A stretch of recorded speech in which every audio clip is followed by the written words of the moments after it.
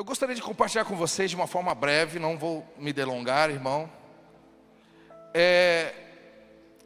Esses tempos atrás, Deus nos deu uma canção. E a partir do momento que Deus nos deu essa canção, eu também crio no meu espírito que é tempo da igreja voltar a clamar pelo poder do alto, pela presença de Deus, pela manifestação da glória do Senhor, pelo fogo da presença dEle em nós. E se eu fosse dar um tema para esse tema, eu diria que seria fogo contra fogo. Fogo contra fogo. E você vai entender o porquê. E quando se fala de fogo, não tem como nós não lembrarmos da sarça ardente.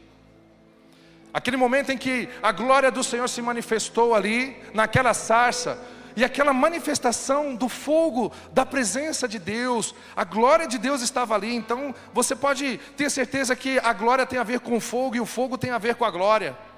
E esse fogo que foi manifestado ali naquela sarça ardente, ela teve o propósito de ativar um homem para que pudesse viver e cumprir o propósito do Senhor, para libertar o povo da mão de Faraó. Isso me faz entender, querido, que quando eu e você nos relacionamos com o fogo, quando eu e você, querido, realmente buscamos o fogo da presença de Deus e somos surpreendidos por ela, algo vai ser ativado no teu espírito para que você possa viver os sonhos e os propósitos de Deus para a sua vida, em nome do Senhor Jesus. Aquela manifestação da glória de Deus ali no Monte Sinai, a coluna de fogo que nos direciona para o caminho que o Senhor quer nos levar, que nos protege dos nossos inimigos. Então, querido, o que eu quero nessa noite é que você possa compreender a importância desse fogo. Mas também, nós não podemos negar, querido, que existe um fogo da destruição. E dos textos que me chamou muita atenção foi aquele momento em que Nadab e Abiú, onde diz assim, Levíticos capítulo 10, verso 1. Ora, Nadab e Abiú, os filhos de Arão, tomaram cada um seu incensário, e pondo neles fogo, e sobre ele deitando incenso, ofereceram fogo estranho perante o Senhor, o que eles não ordenara. E saiu fogo de diante do Senhor, e os devorou, e morreram perante o Senhor. Um fogo da destruição. A palavra de Deus diz que nós somos o bom perfume de Cristo para aqueles que estão sendo salvos e para aqueles que estão perecendo, não é verdade? Ou seja, o mesmo Espírito, a mesma palavra de Deus, ela pode trazer vida, e esse é o propósito da palavra de Deus, trazer vida para as pessoas. Mas quando as pessoas recusam essa palavra do Senhor, isso já era morte. Ou seja, a falta de relacionamento com Deus. E agora nós vemos dois rapazes, que eles tinham responsabilidade ali no tabernáculo. E eles chegaram de qualquer maneira, ofereceram um fogo que não era o fogo de Deus. Por consequência disso, eles foram fulminados instantaneamente. Eles que poderiam ter vivido o propósito do Senhor nas suas vidas com alegria, em abundância, em plenitude, mas brincaram com o fogo da glória, trazendo destruição para as suas vidas. E Apocalipse, ele nos alerta dizendo assim, e o diabo, capítulo 20, verso 10, e o diabo que os enganava foi lançado no lago de fogo e enxofre, onde estão a besta e o falso profeta, e de dia e de noite serão atormentados pelos séculos dos séculos. Já o verso 15 diz assim, e todo aquele que não foi inscrito no livro da vida, foi lançado no lago de fogo. Gente, eu sei, eu tomo posse de tudo aquilo que Deus tem para nós. E nós vamos viver coisas que jamais imaginávamos, porque o Senhor tem prazer de abençoar os seus filhos, para que eu e você possamos manifestar o reino dEle aqui na terra. Mas também nós não podemos negar que existe um lugar de tormenta para todos aqueles que decidiram tapar os seus ouvidos e ignorar a voz do Filho de Deus e aquilo que o Filho de Deus fez na cruz do Calvário. Eu sei que muitas vezes isso não é dito em nossos dias, mas é algo que está na Bíblia, não tem como arrancar, não tem como tirar isso fora, é uma realidade. E nós não podemos brincarmos de sermos cristãos, Ser alguém aqui e quando sai dessas quatro paredes, vai simplesmente alimentar os seus desejos carnais e viver na prática do pecado. Todos nós estamos sujeitos ao erro, mas nós não podemos viver na prática do pecado. O que deve existir em mim e em você é um coração arrependido, reconhecendo: Deus, está sendo difícil, me ajuda. Eu não quero continuar errando, eu não quero continuar entristecendo o teu coração. O Senhor me salvou, o Senhor me resgatou, mas há uma luta sendo travada. A Bíblia fala sobre a luta entre a carne e o espírito. E a carne, ela não está nem aí se você é ungido, irmão. Se somos ungidos, se você tem uma unção de cura, se você expulsa demônios, a carne não está nem aí para isso. Por quê? Porque a carne quer fazer a parte dela. Agora, como que nós vencemos? Buscando as coisas do alto, nos alimentando das coisas do céu, amando a palavra de Deus, fugindo da aparência do mal, não dando lugar ao diabo. Essa é uma realidade. A palavra continua dizendo que ficarão de fora os cães, os feiticeiros, os adúlteros, os homicidas, os idólatras e todos aqueles que amam e praticam a mentira. Todos aqueles que amam e praticam a mentira. Todos aqueles que têm em sua vida a prática de fazer as coisas erradas sem nenhum arrependimento verdadeiro.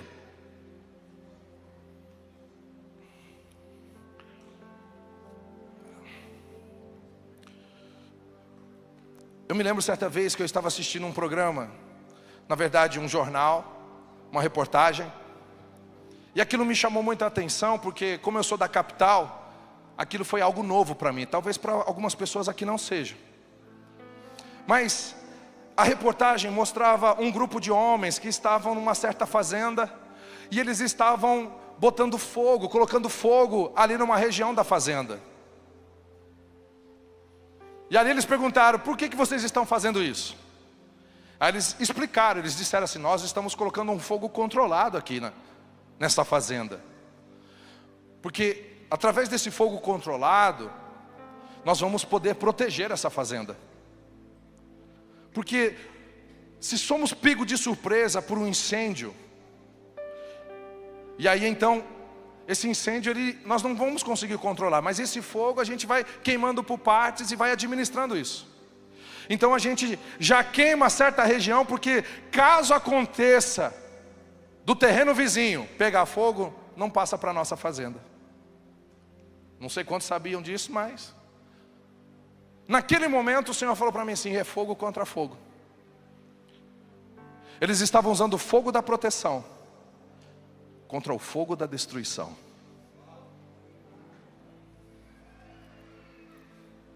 E quando nós paramos para pensar sobre fogo, um fogo da proteção, eu me levo àquele texto que diz assim: então o rei Nabucodonosor se espantou e se levantou depressa e falou e disse aos seus semelhantes: não lançamos nós dentro do fogo 3 homens atados? Responderam o rei: é verdade, ó rei. Disse ele: eu porém vejo 4 homens soltos que andam passeando dentro do fogo.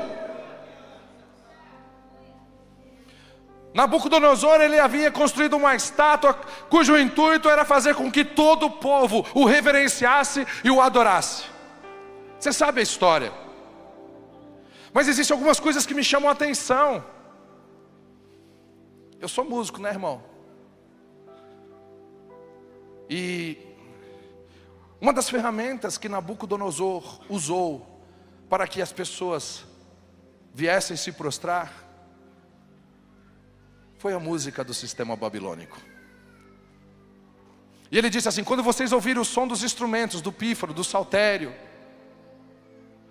quando o instrumento começar a tocar, todos deverão se curvar diante da minha imagem. Um dos objetivos da música da Babilônia é fazer com que eu e você percamos o foco do Deus que criou todas as coisas. E a palavra fala então que a música começou. Outra coisa que me chama muita atenção: e todos que estavam naquele lugar, todos, era uma multidão, gente, se curvaram diante da estátua dele. Apenas 3 não fizeram isso: Sadraque, Mesaque e Abednego. Uau! Trazendo para os nossos dias. Se fossem nossos dias hoje, a mesma situação acontecendo, em qual grupo de pessoas nós estaríamos? Lembre-se que era uma multidão. Andar com Deus requer posicionamento. Andar com Deus requer identidade de cidadão do céu. Geração eleita, povo santo, povo de propriedade exclusiva de Deus.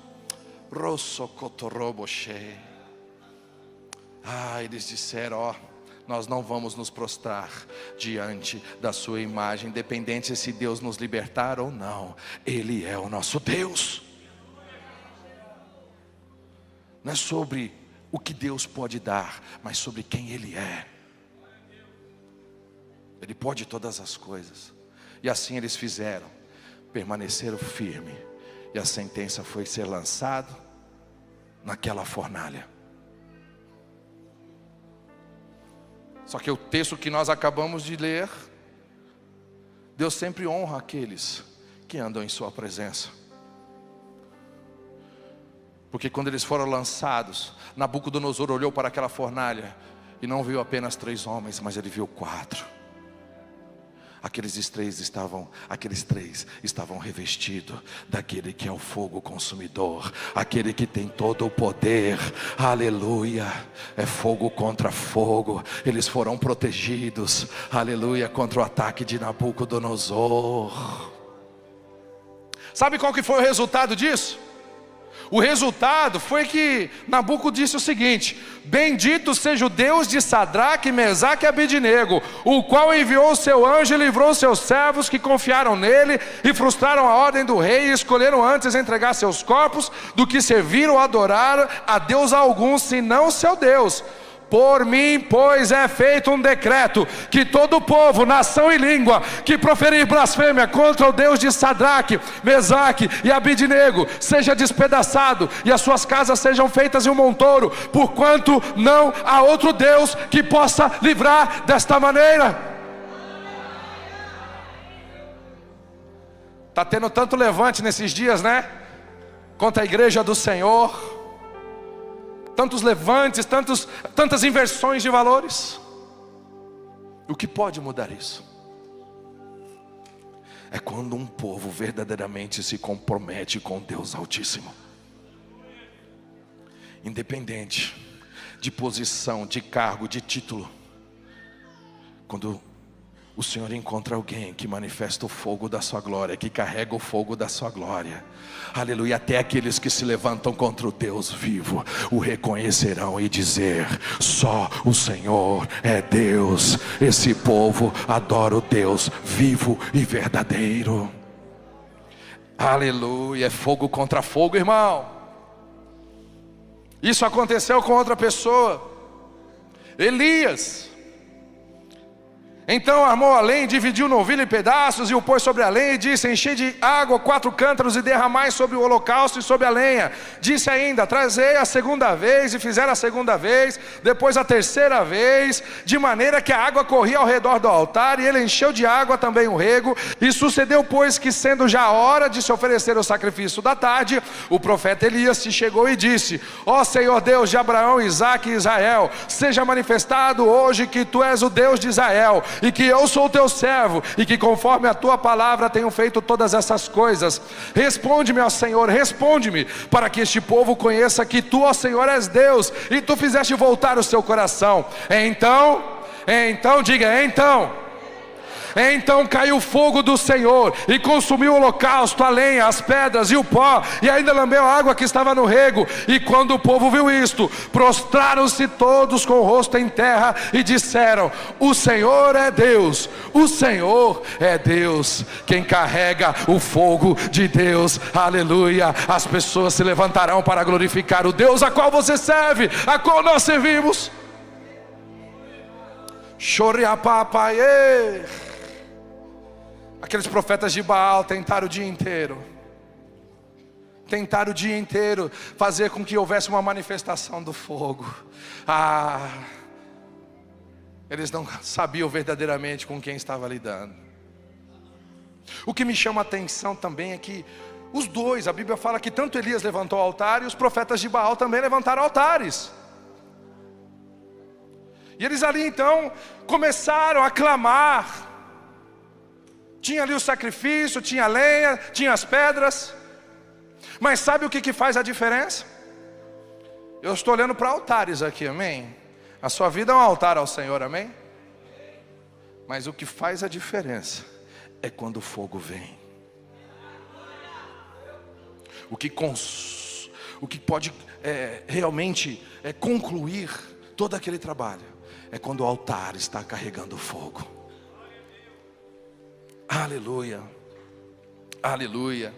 E há uma promessa que diz assim: eu na verdade vos batizo em água na base do arrependimento, mas aquele que vem após mim é mais poderoso do que eu, que não sou digno de levar-lhes as alpacas. Ele vos batizará com o Espírito Santo e com fogo, com o Espírito Santo e com fogo, com o Espírito Santo e com fogo.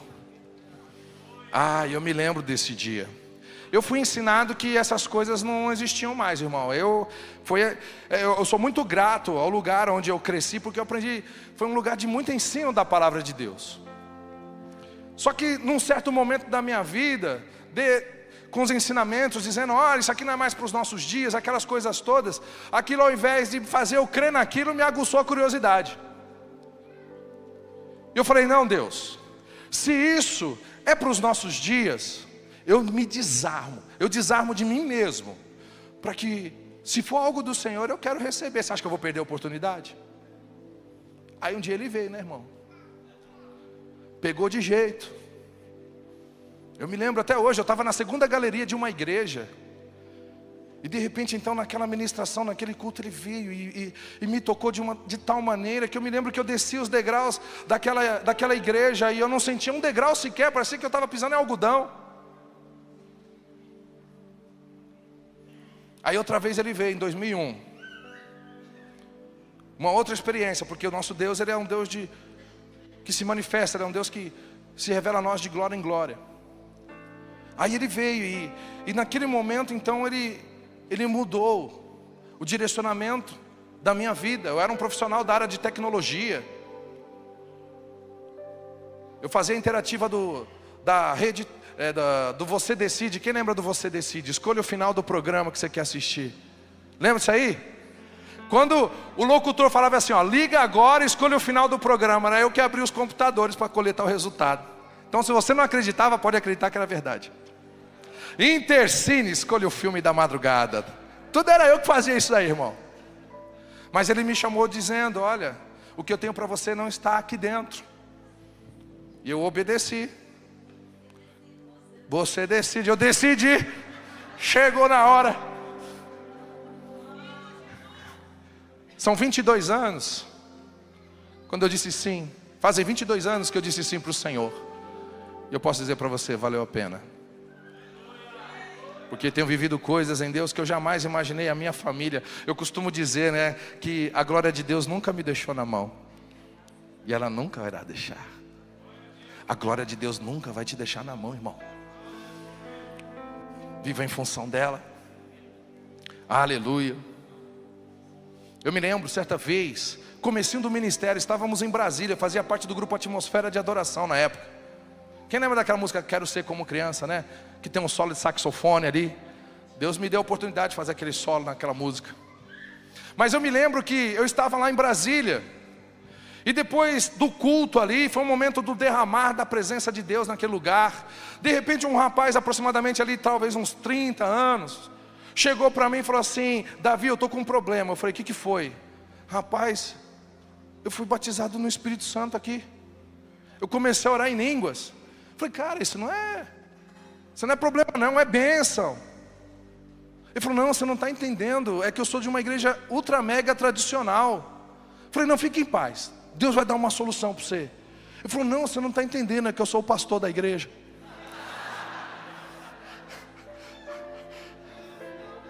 Ele vos batizará com o Espírito Santo e com fogo. Aleluia. Ele é o mesmo Deus de ontem, hoje, eternamente. Cara, eu não consigo, né, conceber que existem pessoas que seguem uma linha de que cessar algumas coisas. Quem sou eu para ser um mero mortal para dizer que cessaram, que se cessou o agir de Deus? Quem sou eu? Não sei nem dizer se eu vou estar vivo amanhã, irmão.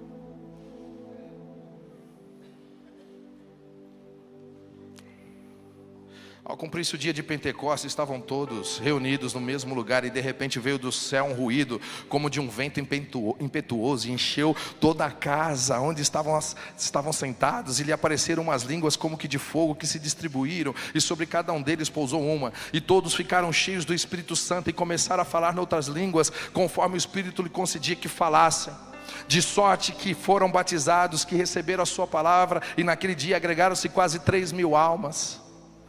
Os discípulos estavam aguardando a promessa do Senhor. Aleluia, o que vai fazer a diferença, a minha fome e a sua fome pela presença de Deus, pelas coisas do alto. Aleluia, vós que já ressuscitaste em Cristo Jesus, buscai as coisas que são do alto, onde Cristo está sentado à destra do Pai. Meu irmão, você está aqui na terra, mas o coração na eternidade. Aleluia, porque você é um cidadão celestial, uma cidadã celestial. Aleluia, nós estamos aqui para manifestar o reino. Deus te plantou, Deus te capacitou, te deu sabedoria. Aonde Ele te colocar, a empresa que você tem é para que Ele seja visto. Eu conheci um empresário, irmão, e ele glorifica a Deus com seus recursos. O cara entendeu. Olha só o que ele fez. Tem um lugar lá em São Paulo que não é apenas um acampamento, mas é o acampamento. Coisa de primeira, assim, que eu acho que nem país de primeiro mundo eu vi algo igual.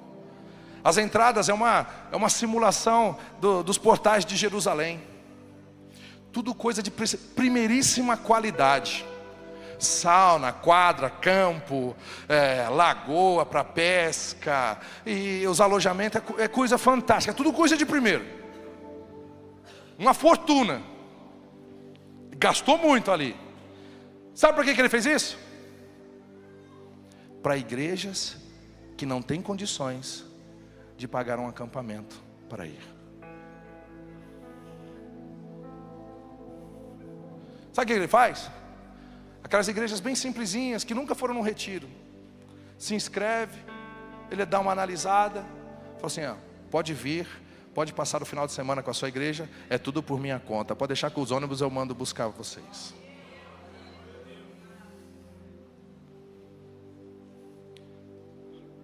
Ano passado, ele construiu um centro de oração e adoração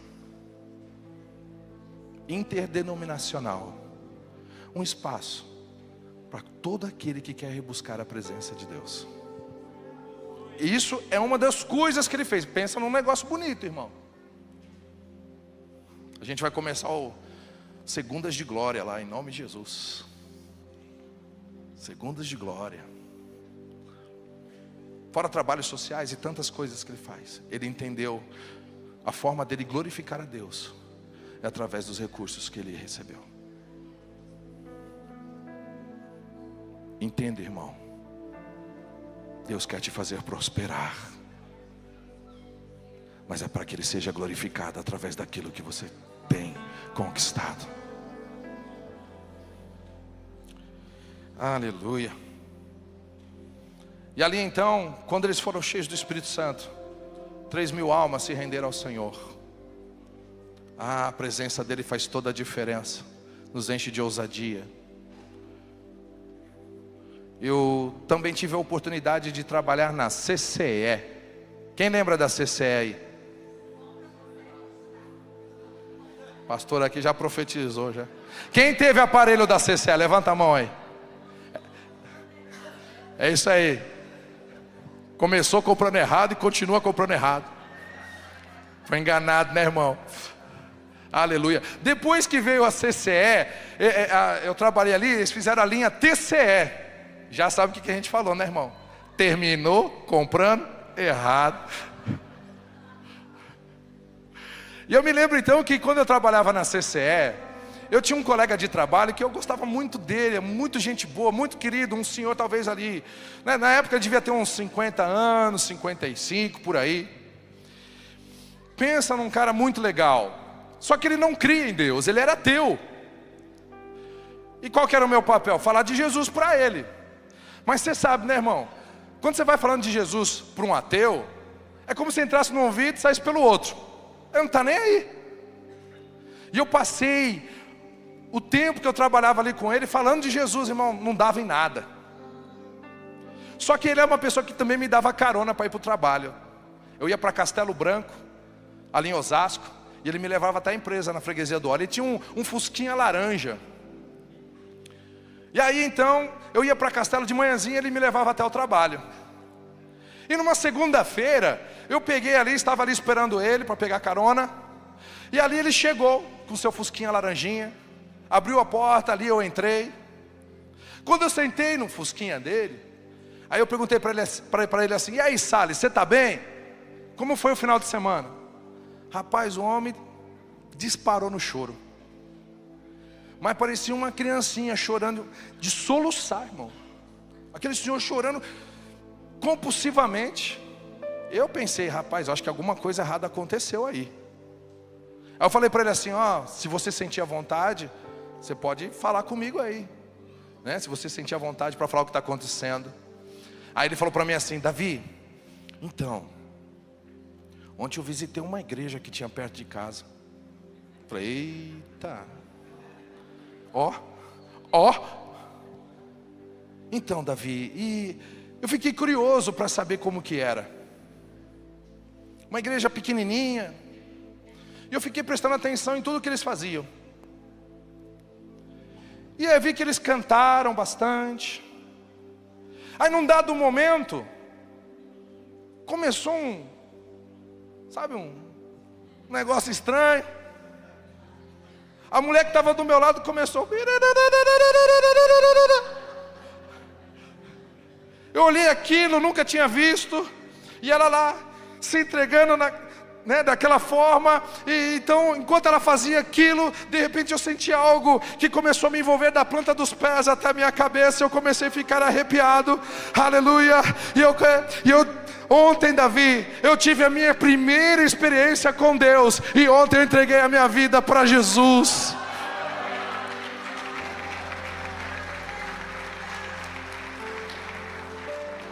Eu falei: mano, se eu soubesse que era dessa forma, eu tinha orado em línguas faz tempo, bicho. Falei em português, você não entendeu?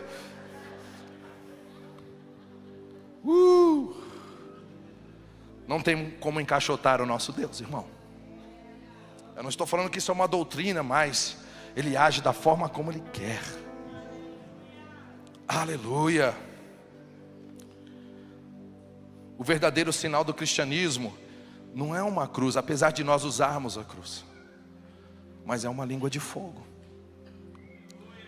É quando eu e você abrimos a nossa boca, aleluia, as pessoas podem sentir: tem algo diferente em você. É uma língua de fogo. Quando você fala, aleluia, suas palavras me tocam. Você vai dizer: porque eu falo as palavras de vida eterna. Eu falo as palavras de Deus, as palavras de Jesus. É uma língua de fogo.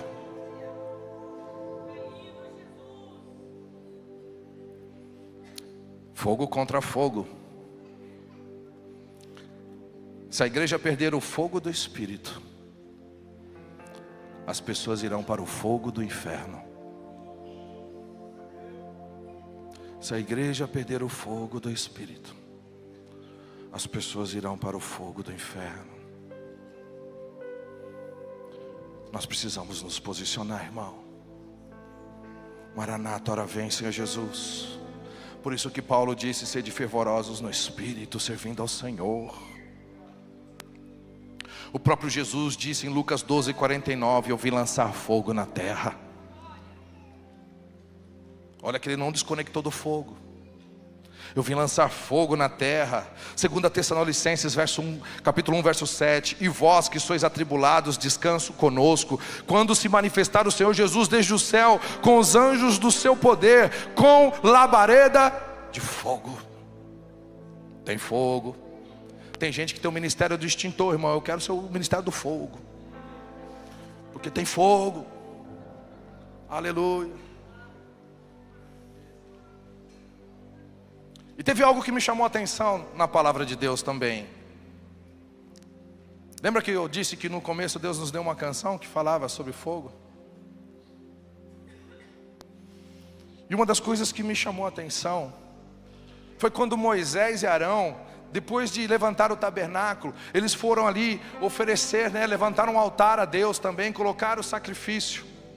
E eles oraram ao Senhor, Criador dos céus e da terra. Sabe o que aconteceu? Eles não precisaram acender uma chama, porque o fogo veio do próprio Deus. Imagina um fogo vindo do céu, irmão, e acender no altar. Este fogo vem de Deus e acende o altar.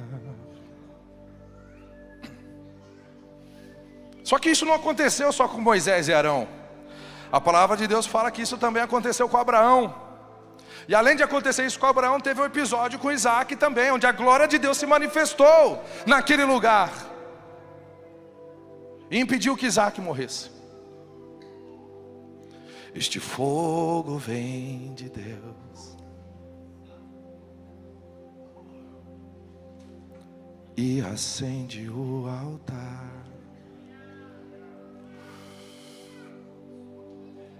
Não acaba por aí não, né, irmão? Nós não lemos a passagem de Elias, que também levantou um altar e ainda encheu de água. Foi Elias que acendeu um fósforo para poder acender aquele altar? Este fogo vem de Deus e acende o altar. Caramba, eu estou olhando para altares aqui hoje. De repente Davi, ele falhou e enumerou o povo, fez uma contagem, Deus desaprovou aquilo. E ele então sofreu as consequências do seu erro.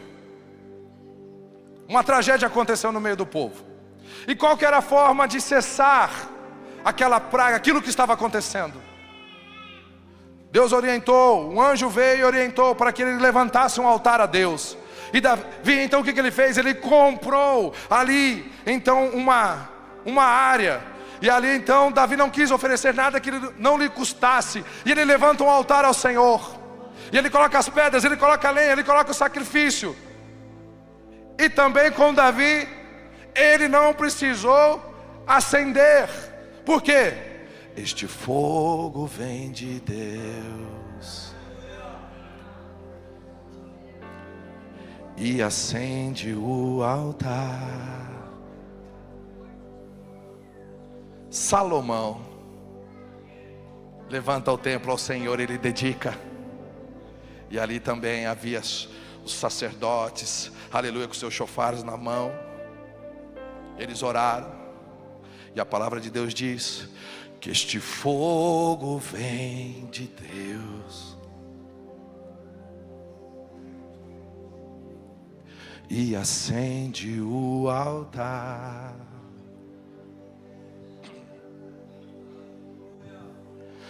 Como Abraão, Davi, Elias e Salomão, te levantamos um altar pra tua glória manifestar.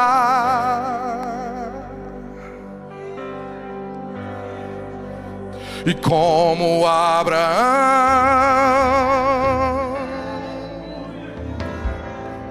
Davi, Elias e Salomão,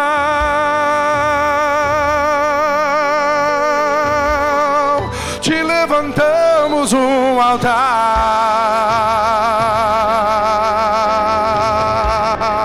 pra tua glória manifestar.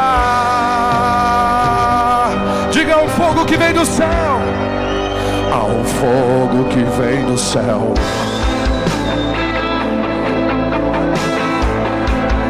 fogo sobrenatural.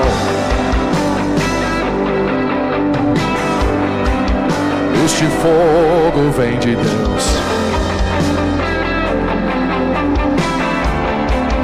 e acende o altar. Diga: um fogo que vem do céu. Há um fogo que vem do céu.